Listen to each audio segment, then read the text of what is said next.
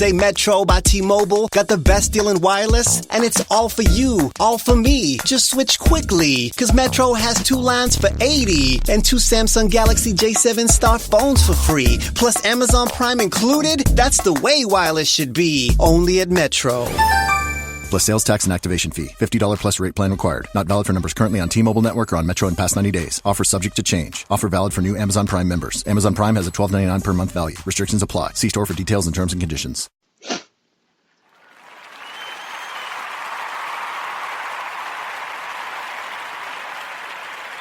All right, welcome into week 1 of the 2019 NFL season. Getting ready to come back with the Consistently Cashin podcast here. Once again, I'll be your host this season, Colby Conway. Follow me on Twitter at Colby R. Conway. And again, for year 2 or 3 now, whatever it might be, I got Ron Rigney back with me here in the saddle. Follow him on Twitter at TheRealMade. So Ron, how are we doing this morning? Doing good, man. Ready for week 1 to get fired up. We had a little taste of it Thursday night. It was albeit kind of a bitter taste. It was kind of a clunker to begin the season with, especially if you're a Bears fan. I did enjoy, however, because I have a lot of family members that are Packer fans, so they kind of fueled this fire on my social media as well. But it's always funny to me to see Bears fans. They're almost like Cowboys fans, kind of talking smack the whole offseason, and then after week 1, things don't go quite right, and their panic level is at 100. So that makes me laugh a little bit. So we're gonna have, and we'll make up for it this week 1 because we're gonna go through it here too. There's some matchups here that I'm really, really looking forward to seeing this Sunday. Yeah, there's a lot of good ones in there. These are going to be some of the games that we're probably looking to target as well, and we're going to get to that here with the Consistently Cashin podcast, and maybe talk about it a little bit in the article too that you can get over with your subscription or your VIP subscription over at BigGuyFantasySports.com. So yeah, that Thursday night game definitely was boring to say the least. I think if there's anything you can give credit to, the NFL celebrated its 100th year, and what we learned was that was a great game to celebrate it with. Low scoring, defensive, a defensive power showcase essentially, and the offenses stunk. There's a couple things I am a little worried about from that game, including 2 prop bets that I placed that didn't quite work out, and the Anthony Miller one was incredibly scary considering he hardly played at all. But yep, Ron, you hit it right on the head. That game was ugly, but I think the rest of week 1, don't worry, not every game is going to be 10-3 when you got offenses led by, quarterbacks not named Mitchell Trubisky. You have a good chance to score, maybe put the ball in the end zone once or twice, Well, and it says a lot too when the one big fantasy takeaway I had from that game was that I had Adrian Amos in 2 IDP leagues. Hey, that's one of those too, or if you play on ESPN leagues, like maybe not some of your industry leagues, but some of the with your friends and family, get on ESPN and it gives you the top fantasy performers, and you see Bears DST and Packers DST. That's when you know it's a good one. I was used to seeing that a few years ago when the Texans had Ryan Fitzpatrick and Ryan Mallett at quarterback. It was, how many points is the defense going to put up today? But no, so if you guys are new to the Consistently Cashin article or podcast here at Big Guy Fantasy Sports, give you a brief outline here, but each week Ron and I come together and we'll go ahead and we'll each provide a FanDuel lineup and a DraftKings lineup that you can go ahead and use. And we really try to build our lineups around consistency. Bob Lung introduced the consistency concept to fantasy football back in what feels like 1845. So it's been around a while, but we thought, a couple years ago, let's bring it to the daily game as, daily fantasy sports continued to increase in popularity, and the demand to, really win took off, and we've had some good success with the consistency concept here in the daily game. What we can tell you is not every player is 100% consistent. However, if we can anchor our lineup with a few consistent guys, we feel more comfortable to go ahead and maybe take a risk on, maybe like the Will Fullers or Deshaun Jacksons of the world, who typically end up with 3 or 4 catches a game, and you're hoping that one of them is for a long one. So basically with that article, you'll get that over at BigGuyFantasySports.com with your VIP subscription. However, this podcast is free to listen, and at the end of the podcast, we'll go ahead and give you a discount code that you can use to get maybe a little bit off of your VIP subscription. But in this podcast, Ron and I are going to go through some games we're targeting for DFS, some games we're avoiding, and then we'll each give you our favorite high-price guy, a mid-price guy, and a low-price guy. And then new this year, what we're going to do is implement our week 1 building block. So this is a guy that no matter if we're creating one lineup or 30 lineups, this guy is going to be in 99.9% or higher of them. And then, as always, the favorite part of it is the bold prediction for week 1. So we'll go ahead and start right with this. Ron, I'll let you go first. Some games that you are targeting in week 1 that you can see being a fantasy or a daily fantasy gold mine for some players out there. Well, there's definitely a couple. And the first thing I look at when we do this is I go to the good old Vegas lines, the Vegas totals. And you obviously, we were talking about those games, that game Thursday night. We definitely don't want those type of games for what we're targeting here. So the first one I'm going to throw out is that Niners-Bucks game because of the total, first and foremost. The total sitting right now, let me just lost my window here. What do we got? I know it's a high one. Where'd it go? 49ers, Bucks. Why can't I find it? I know it's north of 50. 51. Okay, so it's sitting at 51. And the main reason I like this, obviously, you have the standout guys, Mike Evans kind of being the leader of that. But I feel like there's a lot of kind of mid-priced options here that you can go with. You can Jameis Winston at quarterback. I mentioned Mike Evans, who's one of the top receivers, but he's not right there at the top. So he could be one of your building block guys. You've got Chris Godwin here that you may or may not see in the article. A little foreshadowing there for you. You've got OJ Howard. You've got the Niners receivers who are ultra cheap. You've got a guy like Marquise Goodwin down there that I'm still on the Marquise Goodwin bandwagon. I was hoping that bandwagon would take off last year. A little bit of injury. Still think he's got some talent there. Of course, you got George Kittle. You've got Tevin Coleman. You've got Dante Pettis. You've got a lot of options here. That there's a couple guys that are at the top of their position, but there's a few guys here that you're not going to break the bank with, and I think they're going to return excellent value, especially with a total being 51 with a couple of especially the Tampa Bay defense being a little bit suspect. Yeah, absolutely. That's a game I'm certainly looking at, and I can give you guys 2 more here. If you do end up extending into the Monday night, our lineups, as mentioned in the article, are for the Sunday main slate, which is typically the 1 o'clock and 4 o'clock Eastern time kickoffs. But the Monday night game, the Oakland-Denver game should be interesting. We might see Antonio Brown. We might not. He could be on the field. He could be in jail for wiretapping. A lot of things going on there. So I really don't know with Antonio Brown, but the game before that, the Houston-New Orleans game, I believe the over-under is right around 52.5. And I think that's going to be an over. I know offenses are a bit slow considering they don't typically play much in the preseason. However, Drew Brees puts up points at the Dome. The Houston defense has some holes, and he should be able to exploit those. And Houston, whether they're admitting it or not, they're going all in on their offense this year. They bolstered the offensive line a little bit. They added a receiver. And I think without maybe adamantly expressing it, they are concerned about that defense, and they're going to look for Deshaun Watson and company to put up close to 30 a game. So I think that game's going to be an over. And while a lot of the guys are a little higher priced there, you can get some good value with the Will Fullers. Secondary receivers against the Houston corner should be good. Ted Ginn's a guy that I keep looking at if you go into that Monday slate. But on Sunday, interestingly enough, that Kansas City-Jacksonville game is very intriguing to me. It might not even hit the over of its Vegas line. However, just there's so many guys in that mid-price, much like you talked about, Ron, in the San Fran Tampa Bay game. But I mean, Dede Westbrook is incredibly affordable. Marquise Lee is affordable. Fournette's affordable. You go to the Kansas City side, you get some of those secondary receivers if you think Mecole Hardman can do something. So there's a lot of good value there, even though it might not be super, super, super high scoring. There's just a lot of value that's really hard to pass up in that game in particular. But for some of these, high scoring, good value games, there are some that I personally can't get behind them. I can't find really any fantasy worthy guys to really want to pay up for, given my salary constraints. So Ron, are there any games that you're avoiding where it could just be, you think the game's going to be maybe even worse than Thursday night, or there's just really nobody you're targeting?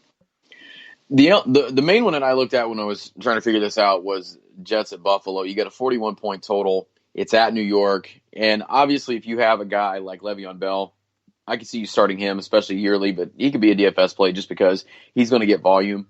He is a little bit more expensive. But that's one that I don't really see. I could see it kind of ending up much the same way that the Thursday night game ended up. Not a lot of scoring, very close game. You see a couple teams that are going to probably try to grind it out on the ground a little bit. Plus, too, Sam Darnold is a question mark. We don't really know what he's going to come out and do Robbie Anderson, last time I checked, is questionable as well, so that takes away one of their deep threat weapons. Chris Herndon at tight end is out for 4 games, so they're a little bit limited with what they're going to be able to do. And there's a few options on Buffalo, maybe if you're going pretty far down, but I don't think, as far as a DFS standpoint, I'm definitely looking elsewhere and not in this game. Yeah, that game's rough for sure. For me, just looking at some of them, and it's not even because I think the game is going to be bad. I think there's some points. It's just the only guys that I want are all incredibly pricey, and there's other guys that I like more. And for me, it's that Giants-Cowboys game. I think there can be some points scored. I love Saquon. I really like Evan Ingram, but honestly, depending on your lineup, some of those guys, you could just be outpriced on them. I have found ways to get Evan Ingram in, but honestly, he's the only one that I am really considering. I know Zeke is back, and he comes with a price tag, and while he may or may not have been working out in Cabo or wherever he has been spending the majority of the offseason, there's just other guys that I like in that price point a little better who have been around and working with their team. So for me, I can really only find one guy in that Giants-Cowboys game that I can really get in my lineup, and that's really tight end Evan Ingram for me. So that's just a game that I'm not too in on, if I'm being completely honest. If I have to give you another one here, and it's really, again, it's just that Bills-Jets game. I like one receiver for Buffalo who I'm not going to divulge quite yet because I'm going to save that a bit, but that's another game that just, it's going to be it's going to be a quick game because both teams are going to run the ball on first down, they're going to run the ball on second down, and hopefully they'll throw it on third down. But we'll have to see with that one. So, favorite high-priced guy of the week. So this is a guy that it's going to cost you a pretty penny. However, we're pretty confident that, if you pay $9,000 for this guy, you're going to get at least 18 fantasy points, and you're going to double his salary. That's typically what we shoot for when you roster guys. So, Ron, your favorite high-priced guy for week 1? Well, I'm going to shoot some fish in a barrel here, and I don't necessarily have this guy in any lineup. Kind of for a lot of the reasons that you said you don't like guys from that Cowboys-Giants game, and it's just because there's other options that I find that are cheaper that I like a little bit better. But, as far as looking at high-priced guys, because I feel like in my lineups this week, I'm not going to have a ton of those guys at the top. I think there's a lot of those mid-level options. But if I do end up throwing a lineup out there where I want to build around one high-priced guy, it's going to be Patrick Mahomes. And, I mentioned that game earlier, having we mentioned some of the games having high totals. This is one right there that's at 50.5. It's at Jacksonville. And I think that you're going to see a Jacksonville offense that's improved with Nick Foles. I don't think you're going to see a ton of individual receiver performances that are going to be outstanding. The one might be D.D. Westbrook, but I think you're going to see them be able to score points. And Kansas City, we know what they do. We know what Mahomes did last year, and we know that the cupboard is fully stocked for that offense with Patrick Mahomes, with the receivers, with Tyreek Hill not being suspended, him coming out and having a strong preseason, being able to pick up where he left off. You've got backs to throw to. Oh, and you got the best tight end in the league in Travis Kelce. So I think if you're going to go with the ultra, maybe stars and scrubs approach, I think he's the guy that you got to start with. Absolutely. And I tend to pay down for quarterback unless Deshaun Watson's on the slate, but certainly can't fault you for going Mahomes. For me, looking at the high-priced guys, I don't know if I'm falling into the trap here. I know at the Kings Classic in Canton, Ohio, I went in on this guy in the auction. I don't think it's a trap here for week 1. Sean McVay has already come out and said Todd Gurley will not be on a pitch count, which is just the dumbest analogy for a football game when they say pitch count.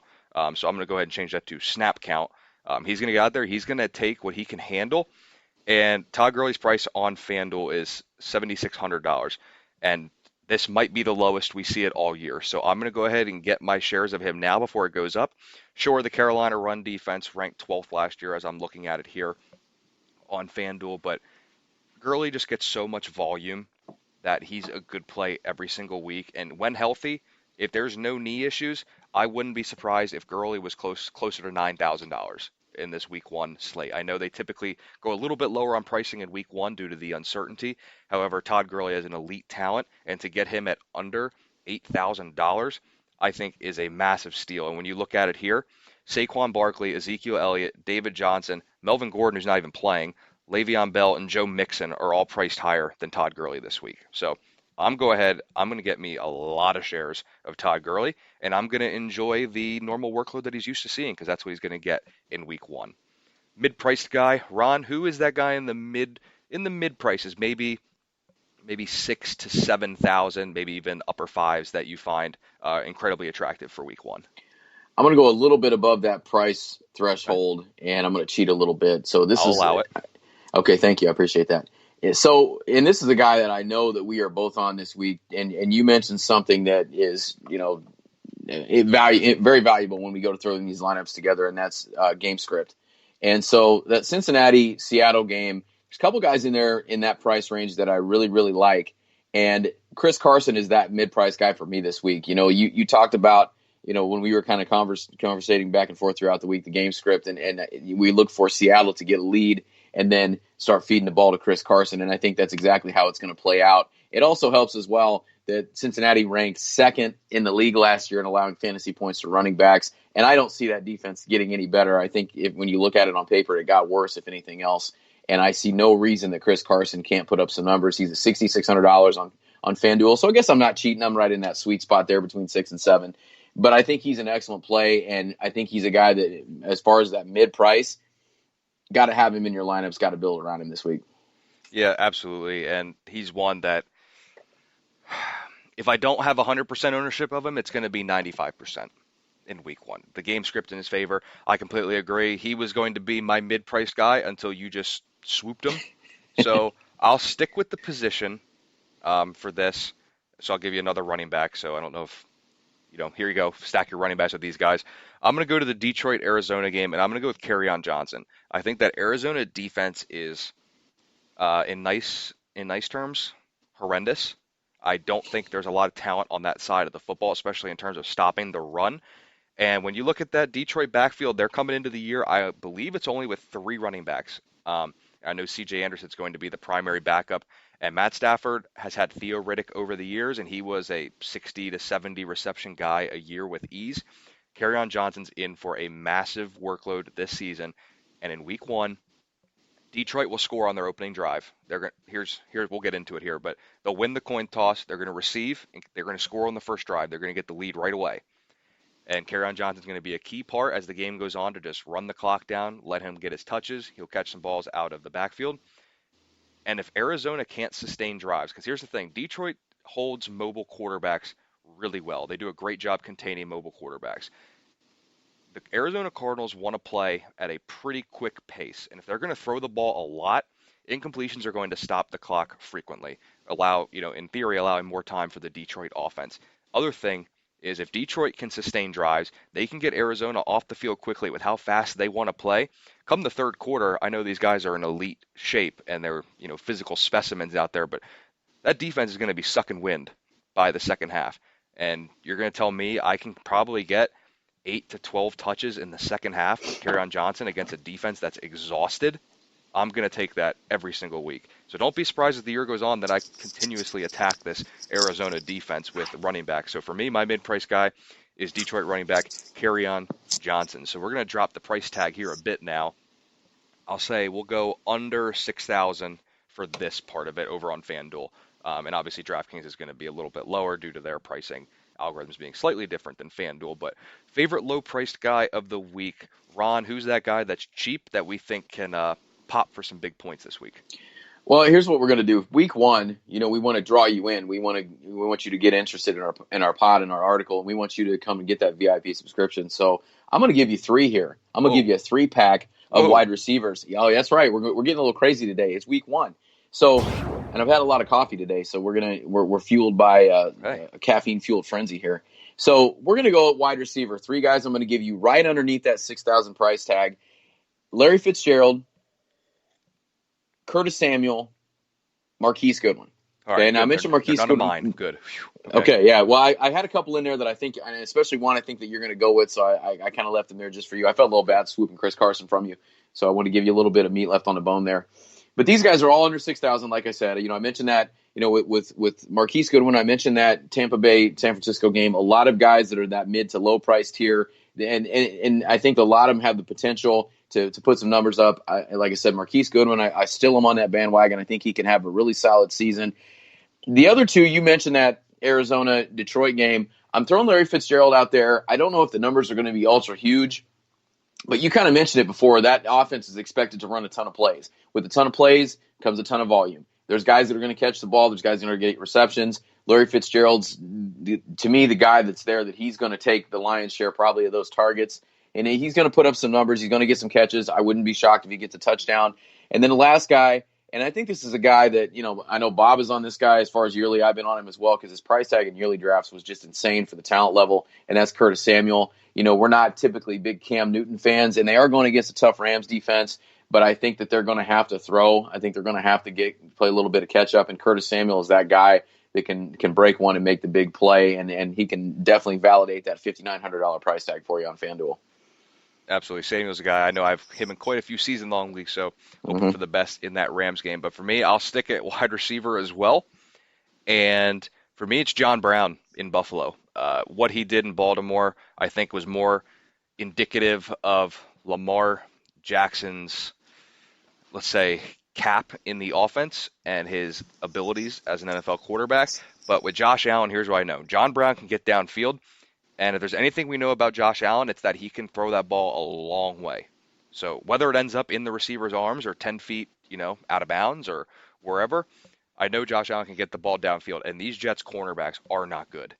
And what's going to happen is Buffalo's going to run probably a run-heavy offense. So I'm not telling you that John Brown's going to get 10 targets, and I don't expect him to get that. However, he is their top receiver.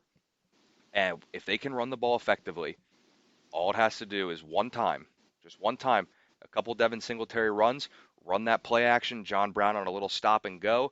Those cornerbacks are going to bite, and if we can get a 60-yard touchdown for John Brown, that's 12 points. He's already doubled his salary because on FanDuel, he's 5,500, and I like him more on FanDuel given that they only do a half point per reception.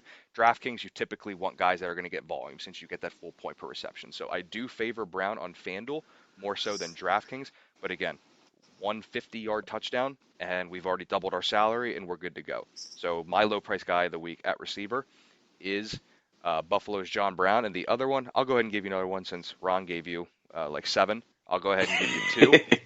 If you go to the tight end position, I'm not quite sure where I want to go here. However, Jordan Reed is still in concussion protocol, so at this point, he's not playing. He's going to be ruled out. We just haven't gotten the official word yet, but he's not practicing. Wait, real quick, Jordan Reed's injured?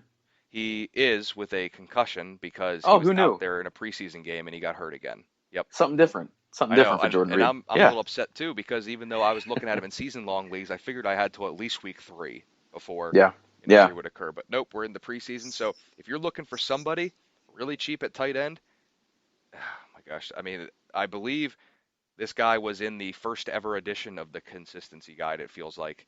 But Vernon Davis, he's going to be cheap. He's going to be the top tight end. Case Keenum loves the tight ends. Look what he did in Denver with Jeff Howerman, or however you say his name, but he was fantasy relevant for a little bit. So Vernon Davis is a really cheap guy as well. Keep him in mind. Even though he feels like he's 72 years old, he's still out there and runs pretty darn well. So a new thing that we've added this year, and we might have already touched on it a little bit, but what we want to do here in this podcast is go ahead and give you our week 1 building blocks. This is a guy that's going to be, as I mentioned earlier, in about 99% of any lineups that we create individually. So, Ron, the week 1 building blocks are basically blank blank will be in all or nearly all of my week 1 lineups. Who is that guy for you? For me, it's going to be Chris Carson, and it's a combination. Like we said before, it's overlap. He's also my mid-price guy that I like.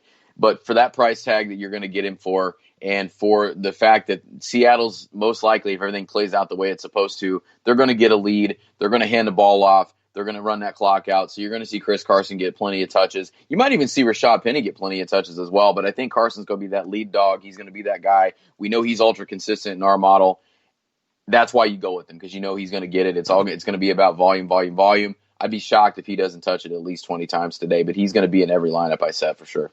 Yep, and I'll stick with the status quo. I'm going with Chris Carson as well. He's a guy that the price point's incredibly affordable.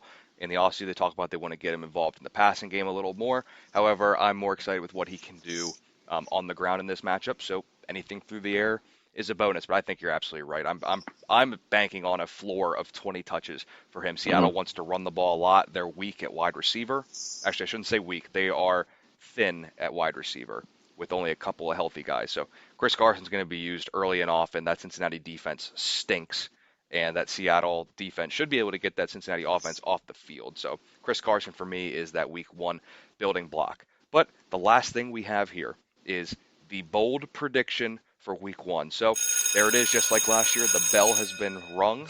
You hear it here now. So the week 1 bold prediction from Ron Rigney at The Real Made on Twitter. His week 1 bold prediction is... I'm giving you 2. I'm cheating again because I want to do that because it's week 1. So real simply, going full on homer here. Jacoby Brissett is going to have 300 yards. He's going to have 2 scores. But the big, boldest part of that, he's not going to throw an interception this week while he does it. You watch. Ooh. Okay? Yeah, that's bold. Second, Antonio Brown, as long as in the next 48 hours he does not do something stupid, which I'm not fully sold that he can even accomplish. If he does not, he suits up Monday night, he's going 125 and 2 scores. Okay. Also, one thing with that video, you saw the video, I'm assuming, right? What which video? His YouTube video? No, I did not. I haven't had a chance to look at it. Other than the fact that he probably illegally recorded his coach in a conversation, watch the video because let me tell you what, it's a hell of a cinematic piece. Okay. I got pumped up for the season, or I got pumped up because, I watched it late last night, and I can't wait to see what Antonio Brown does on Saturday. That's just going to rock the world again. So I'm sure it's going to be an emotional apology. Then he'll do something again in an hour. Yeah, he'll do something. He'll do something tonight or Sunday morning or even Monday. I mean, he's got all day. We got to realize, too, he's got all day Monday and Monday evening as well to do something stupid as well. He's got a lot of time to just really shoot himself in the foot. Pun fully intended. Right, and I'll give you a let's see, it's not bold. We'll say I'll give you a medium flavor bold prediction here.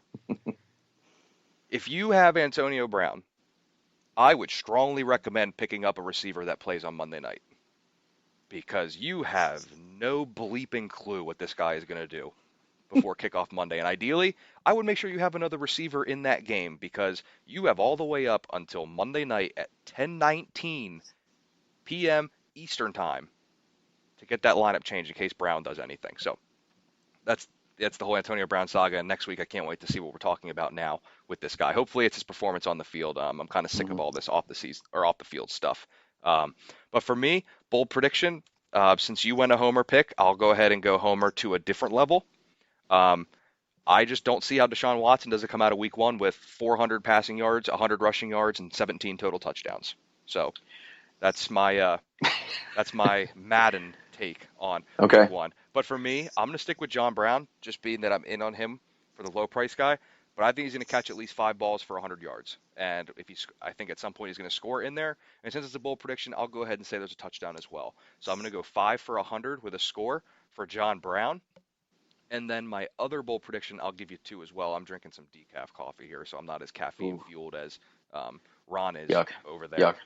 But I'll go ahead, and for my other bold prediction, I'm going to go with D.D. Westbrook. And I think the game script is positive for him. If you get 7 targets in a preseason game, you certainly caught my attention. So I think D.D. Westbrook, I'm going to stay away from the receptions and yards here in this one. But what I will say is D.D. Westbrook will get 12 targets and a touchdown against that Kansas City defense. That's where I'm going. Those are our bold predictions for week 1. And again, mentioned it earlier, so that's pretty much the week 1 slate. We broke it down a little bit. Make sure you check out the article at bigguyfantasysports.com. And we do have a discount code for you since the podcast is free, but if you want to go ahead and see our lineups and everything that we went ahead and did for the article, go ahead and check it out at bigguyfantasysports.com. And I believe the discount code is CC 2019. So make sure you put that code in, get probably $1 or $2, maybe a couple bucks off of your VIP subscription. You'll be able to see our full rundown of guys we like and our lineups. And again, that's in the Consistently Cashin article at bigguyfantasysports.com. Use promo code CC 2019 for a discount. So we wish you the best in week 1. Make sure you stay consistent, get those lineups in. And again, hit us up on Twitter with any questions. You can get me at Colby R. Conway, and you can get Ron at The Real Made. So it's The Real Maday. So Ron, before we wrap this up, any final parting shots for week 1? Just enjoy week one, kids. We've been waiting a long time for it. We had a little taste Thursday night, but Sunday and even Monday with the 2 Monday nighters as well. Just enjoy it, have fun, set those lineups. Don't forget, and keep on Antonio Brown watch. It's always entertaining. Absolutely. Couldn't agree anymore. So thank you, Ron, and we'll be back next week. Again, one more time, CC 2019 for a discount on your VIP subscription at BigGuyFantasySports.com. Good luck in week one. Stay consistent. And let's build up those bankrolls.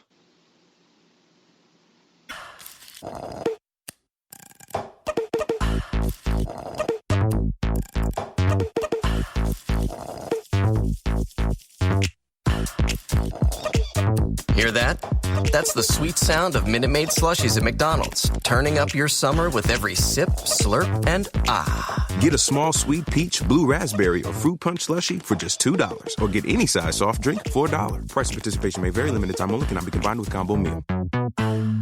And now, an ad from Dad. All right. Save money on car insurance when you bundle home and auto with Progressive. Can I take these off? All right. What is this? This looks good. Wow. That's well made. Where did you get this? I'm talking to you with the hair. Yeah, where did you get this? It's good stuff. That's solid. That's not veneer. That's solid stuff. Progressive can't save you from becoming your parents, but we can save you money when you bundle home and auto. Progressive Casualty Insurance Company, affiliates, and other insurers. Discounts not available in all states or situations.